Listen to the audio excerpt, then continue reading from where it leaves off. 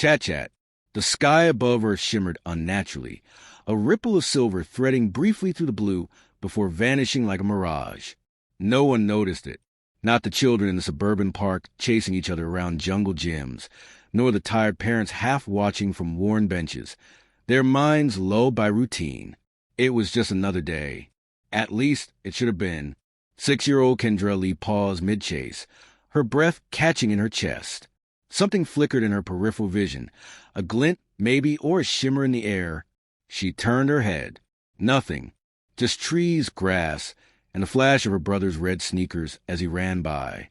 But then she felt it. A tug, soft and insistent, like a thread winding its way around her mind. 3 hours later, Kendra was gone. No screams. No trace. A world away and far beyond it. General Zyrak stood rigid beneath the twin suns of Uraxa, his compound awash in a violent bloom of ultraviolet light.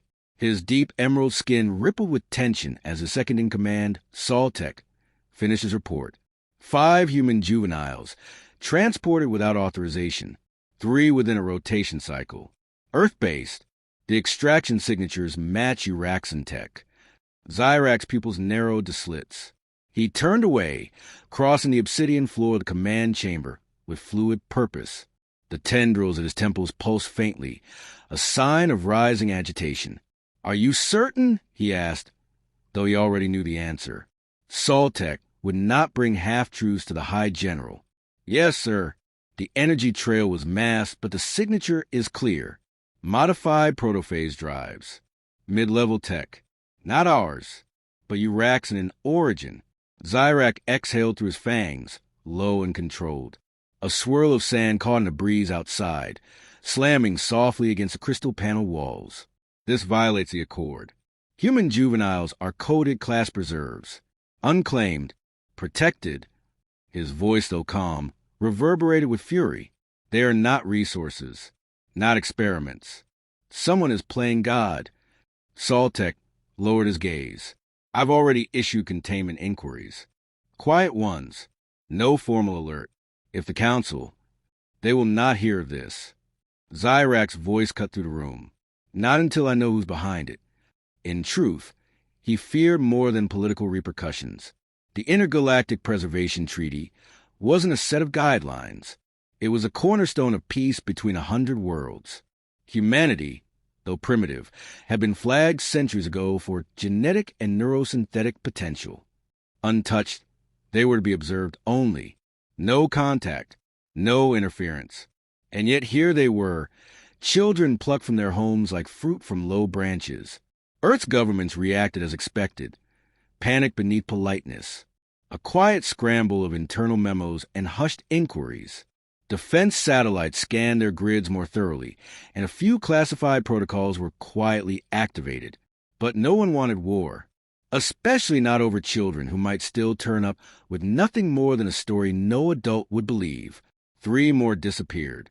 Zyrak's team tracked the distortions, portals engineered with surgical precision.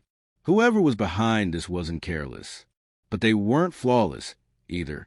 One miscalculation left behind a gravitational residue barely strong enough to trigger Uraxan sensors. It had taken his most gifted analyst less than a cycle to determine that the distortions were one way. The children weren't being taken somewhere safe on Earth. They were being taken to Uraxa. In the hours that followed, Zyrak remained alone in his quarters, the lights dimmed to twilight hues. A small, spherical hologram hovered before him, replaying surveillance data collected from Earth's northern hemisphere. He watched the loop of a child, a boy of perhaps 8, reach out toward nothing and then vanish. No flash, no sound, just absence. Zyrak's hands clenched, claws pressing into the polished stone desk. He remembered another child, not human, not Earthborn. Her name had been Merel, his niece, taken years ago by a rogue splinter group conducting unauthorized studies on neural time fields. They'd recovered her too late. Her mind frayed by forced evolution, her body unable to handle the pace. He had buried her beneath the violet dunes of Voltrak alone. Never again. A chime rang, pulling him back. Saltek again. "Sir, we have partial location confirmation. The origin of the transport signatures is a facility nested near the Veil Scar, northern Uraxa, registered as a decommissioned observatory. Then it was never decommissioned. Zyrak rose, armor plates along his shoulders sliding into place with a hiss.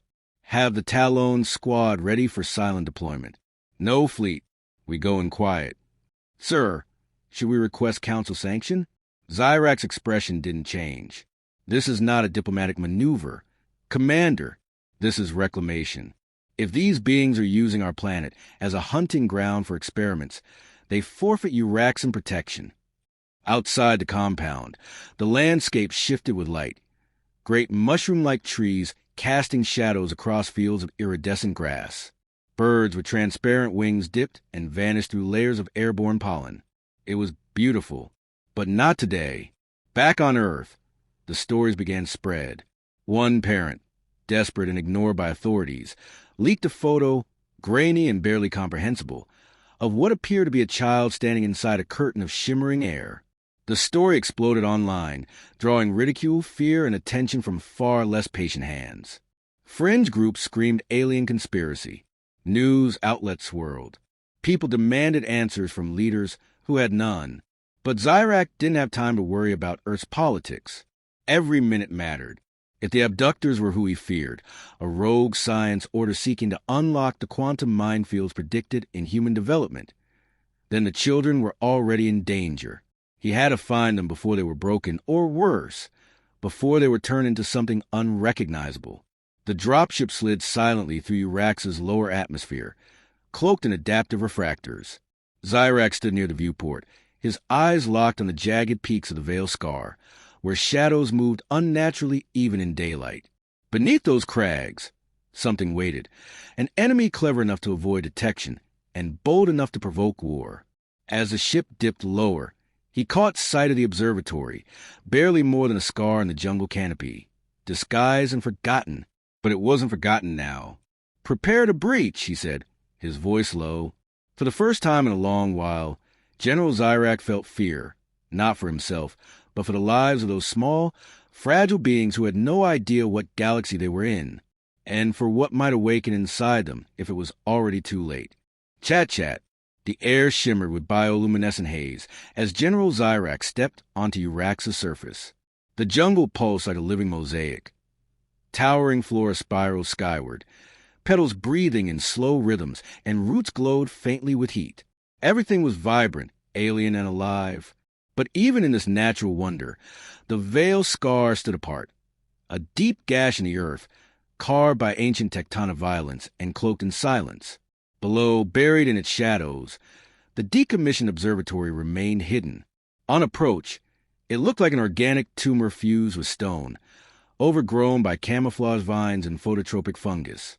It was a perfect place to conduct something illicit, remote, forgotten, and immune to casual scans. It didn't feel like a scientific haven. It felt like a secret someone had gone to great lengths to forget. Inside, it was colder, not in temperature, but in atmosphere. The walls buzzed with low-frequency energy. The air had weight.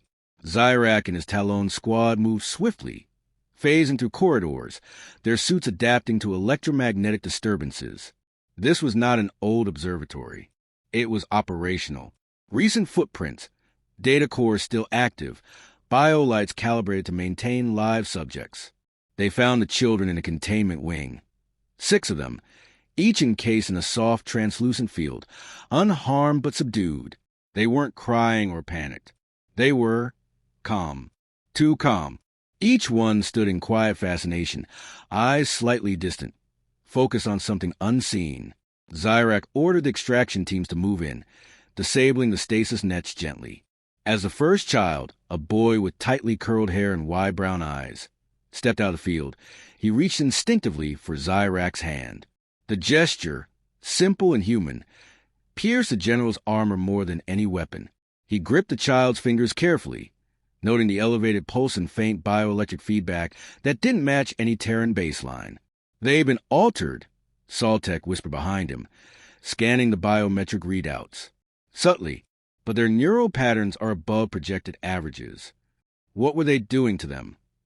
Zyrak asked, knowing already he wouldn't like the answer. The answer came from deeper in the complex. A voice echoed through the chamber, soft, composed, and irritatingly familiar, rewriting potential. Zyrak turned. Emerging from the shadows was Ariane Kaur, once one of Urax's top cognitive theorists, now exiled after a tribunal deemed her research into neural integration too dangerous. Her white robes were still pristine, her pale skin faintly luminescent beneath the inner glow of the observatory. She looked unchanged by time or exile, though something in her gaze had shifted. Calmer, sharper, more certain. "You've lost your mind," Zyrak said flatly. "Taking children across dimensional boundaries? Do you have any idea what you've ignited?" Ariane tilted her head, expression unreadable. "Human children possess cognitive elasticity, unlike anything we've encountered. Their minds are rivers, not scaffolds. You see violations. I see opportunity. They are not yours to experiment on. They're not yours, either." Her eyes flicked to the boy still holding Zyrak's hand. "And yet he trusts you." Saltek took a step forward, weapon half raised. "What did you do to them?" "Nothing they won't thank me for," Ariane replied. "We didn't dissect, mutilate, or harm them. We enhanced their natural wiring, guided it forward. Their minds are evolving, General. We've given them a glimpse of what they might become in 1,000 years. They've seen beyond time." "Enough," Zyrak growled. "You're in breach of every planetary and interstellar code. I'm taking the children. You'll face judgment. I doubt they'll listen to you once they see what these children can do." As if summoned by her words, one of the girls, perhaps 7, with striking gray eyes, walked past Zyrak and stood before a control panel. She placed her hand on the surface, and without instruction, the lights in the room shifted, bending toward her like sunflowers to daylight. The interface responded, intelligently, seamlessly, as if recognizing her. "She's never touched this technology before," Ariane said softly. "She couldn't have." Zyrak stared, stunned. The child blinked, then looked up at him with an almost embarrassed smile. "It said, 'Hello,'" she said. "In my head." A cold knot formed in Zyrak's gut. These children had been awakened to something vast, something even he didn't understand fully. If Ariane was right, then the experiment wasn't about altering them. It was about unlocking dormant keys already there. But none of that justified it. Not the kidnapping. Not the lies. He motioned to his squad. "Evac the chamber. Secure the children." As the team moved quickly, Ariane made no effort to resist. "They'll outgrow Earth," she said, her voice suddenly tinged with sorrow. "Their minds already have. You'll see, when the dreams start, when they begin to draw the patterns." "Patterns?" Zyrak demanded, pausing. "They'll know things they shouldn't. They'll feel the pull of stars they've never seen. And then you'll wish we had done more." With that cryptic warning, she raised her hands in surrender. Extraction was swift. The children were moved onto the stealth carrier, carefully monitored and placed in gentle stasis to shield their minds from overstimulation. Zyrak sat near them, silent. Each child now represented not just an interstellar crisis, but a mystery, one his people might not be ready to face. The return to base was uneventful. No rogue ships followed. No retaliatory response. It was as if Ariane wanted him to take them, and that troubled him more than anything else. Back at the command compound, medical specialists ran exhaustive scans. No invasive procedures had been performed. No devices implanted. And yet, every child showed signs of enhanced neural mapping. Some even began speaking words in Uraxan dialects they couldn't possibly know. One girl sketched spirals in the air that glowed faintly as her fingers passed, creating momentary symbols no one could translate. "Keep them under observation," Zyrak ordered. "Treat them gently, but don't let them leave containment." Saltek frowned. "Sir, what if they can?" That night, as Urax's twin moons rose, Zyrak found himself at the edge of the landing fields, staring into the atmosphere. He'd won the mission, rescued the children, stopped the experiment, and yet he felt like he'd opened a door that refused to close. Behind him, one of the children whispered in her sleep. A single word, soft but clear. Awakened, Zyrak didn't turn around. He already knew. The real consequences hadn't even begun. Chat. Rain traced fluid lines down the compound's observation dome, casting a glow of internal lights into liquid kaleidoscopes. General Zyrak stood motionless, his arms folded behind his back, eyes fixed on the children beyond the glass. They sat in a wide, circular room outfitted with adaptive environments, soft-textured walls, dynamic colors, and sensory-calibrated airflow, all perfectly calibrated to maintain psychological equilibrium. And yet, it felt like a cage. The children didn't act like prisoners. They played, drew, whispered in strange harmonies that made the security teams visibly tense. Each had begun to manifest subtle anomalies, preternatural memory, kinetic sensitivity, and in one case, a temporary levitation event that defied current Uraxan physics models. They weren't just adapting, they were advancing. 3 of them speak in trinary code during REM cycles. Saltek murmured beside him, holding a datapad. Unrecorded variant. No known linguistic precursor. We're still trying to isolate meaning. Zyrak's jaw tightened. Are they aware of it? Difficult to say. When questioned, they seem evasive, but not deceitful, like they're trying to protect us from something they don't fully understand. The general turned slowly. And Ariane? She won't speak. Not to us. Just keeps asking for an audience with the threshold. Whatever that means. Zyrak exhaled through his nose. It means she's still playing the same game. The compound's core systems were working overtime. A rotating team of 12 experts had been flown in from 3 sectors: neuroscience, xenolinguistics, even time theory specialists. None of them could explain the children. Not definitively. The prevailing theory, Ariane had tapped into a dormant layer of cognitive evolution, coaxing it into bloom. But even that didn't account for the connectedness between the children. They weren't just enhanced. They were linked, subconsciously synchronized in a way that bypassed verbal communication. As Zyrak exited the observation deck, he barely acknowledged the guards flanking Ariane's cell. She sat at its center, composed as ever, her white robes folded neatly over crossed legs. A faint glow pulsed from beneath her palms, as if she were still channeling energy inward, meditating. "You planned this," he said flatly. She looked up, no surprise in her expression. "Of course." Zyrak stepped closer, ignoring the field separating them. "You wanted them found. You wanted me to bring them here." "I needed them safe," she said softly. "And whether you admit it or not, this is the safest place in the quadrant. You kidnapped them from Earth. I freed them from the illusion of limitation. Do you have any idea what they were becoming back there? How Earth was suppressing them? Their dreams were already fracturing the veil.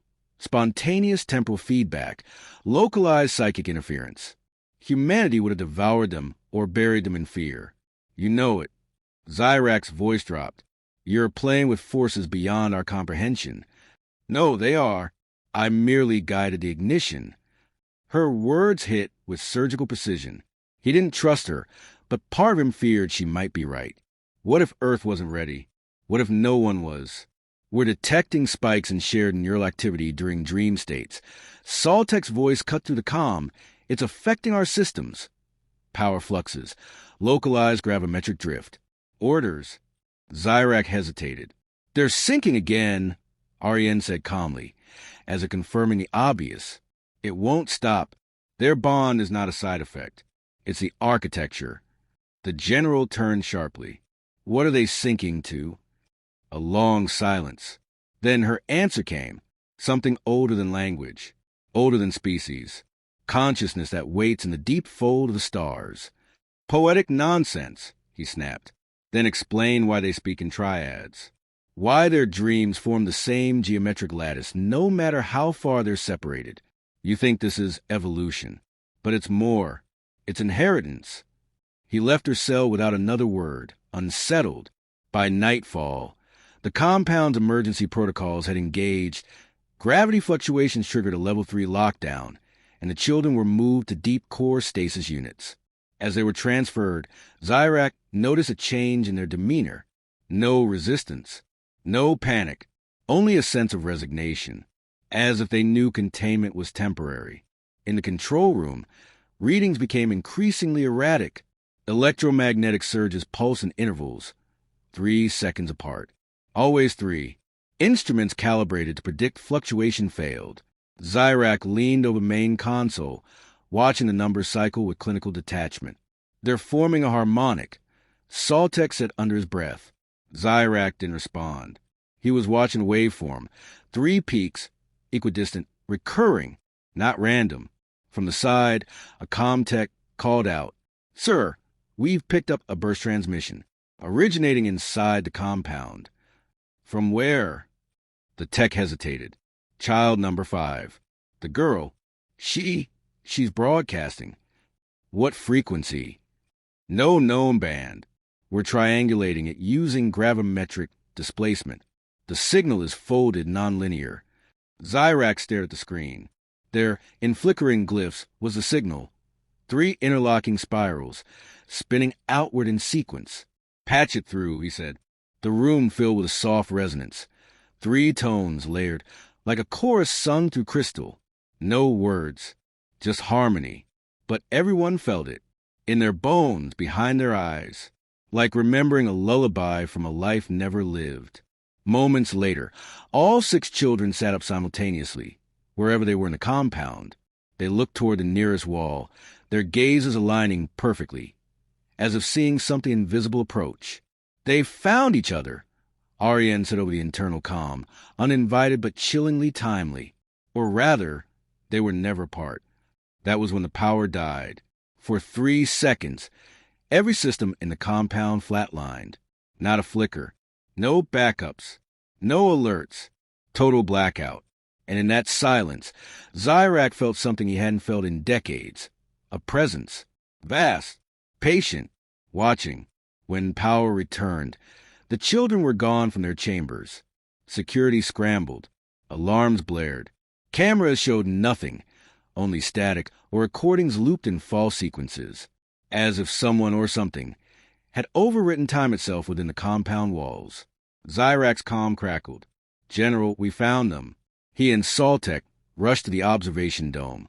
There, on the landing platform, stood the 6 children, unharmed, unfazed, and behind them, hovering just above the ground, was a spiraling geometric construct of light and sound, warping space around it like a breathing star. "What is that?" Saltek whispered. The girl, Child 5, turned and looked directly at Zyrak through the dome. She didn't speak. She simply placed her hand over her chest and bowed slightly. Then the construct pulsed once, engulfed the children in radiant light, and folded inward, vanishing without a trace. Silence followed. No scorch marks. No displacement. They were just gone. Zyrak stood frozen. For the first time in his career, he felt smaller than the moment, not defeated, not outrun, outgrown. And somewhere deep in the compound, Ariane Core smiled. Chat. The council chambers on Varelian Prime were carved from obsidian and silence. 12 figures, ancient in both reputation and reality, sat in a circle above General Zyrak, their faces obscured by augmented shadows. It was a ritual older than the Empire, meant to distance judgment from emotion. Still, Zyrak met their hidden gazes with the unflinching resolve of a soldier who survived truths worse than defeat. "You lost 6 Terran juveniles," came the voice of High Arbiter Velis, as sharp and cold as cryo-steel, "after recovering them from an illegal cognitive experiment that endangered cross-galactic accord." "I recovered them," Zyrak replied, his tone controlled. "But I did not lose them. They left." Velis scoffed. "Children do not simply leave high-security installations through multidimensional constructs. They weren't children anymore." A pause, heavy as planetary gravity. "Explain," said another voice, this one lighter, female, but no less cutting. Zyrak drew in a slow breath. "They were altered, yes, but not broken, not mutated, enhanced by their own dormant potential. Ariane Core unlocked something in them, not with machines, not with force, with resonance. They were drawn together by a frequency buried deep in the neural substrate of their kind. It formed a gestalt, A living harmonic. Something old. You believe it was natural? No, but it wasn't manufactured either. It was waiting, and we pushed them into alignment. There was murmuring among the council, barely audible. Data glyphs flicker around their thrones, showing fragments of the incident. The vanished signal, the blackout, the spirals of light. Not even the most advanced Uraxan simulations could replicate the event, and that, more than anything, terrified them. One of the council finally leaned forward. His face, faintly visible beneath his cowl, was gray and lined with centuries of diplomacy. What became of the children? Zyrak hesitated. Unknown, but I don't believe they're gone. A quiet descended. Even Velis was still. Then where are they? Zyrak didn't answer. Not because he refused, but because he didn't know. Not exactly. He could only describe the sensation when the construct enveloped him. Not death, not teleportation. Something in between. Folding, yes, but not through space. Through perception. Through states of being. After his debriefing, Zyrak stepped into the daylight of Aurelian's high plateau. The sky was a crystalline lattice of blues and greens, suns piercing the upper atmosphere with golden beams. But even in such beauty, he couldn't ignore the feeling that followed him, an echo, a shadow of a presence that hadn't truly left. He found Ariane seated in a quiet garden within the diplomatic enclave. Somehow, despite her crimes, she had been granted temporary clemency, for now. She watched a small insect crawl along her sleeve, its wings chiming faintly. You knew they would leave, he said.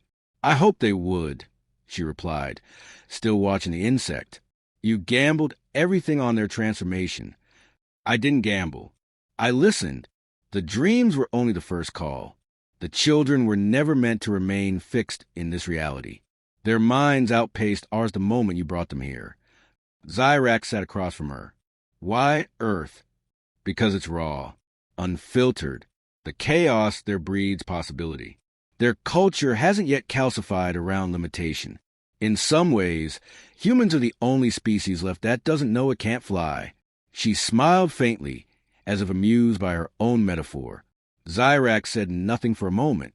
Then, they were connected to something bigger. Yes, and now perhaps they are. He studied her. Do you think we'll see them again? She finally looked him in the eye. No, but they will see us. That night, Zyrak reviewed the last recorded signal, looping the spiral pattern the children had broadcast. For hours he stared at the waveform, the harmonic signature. It wasn't random.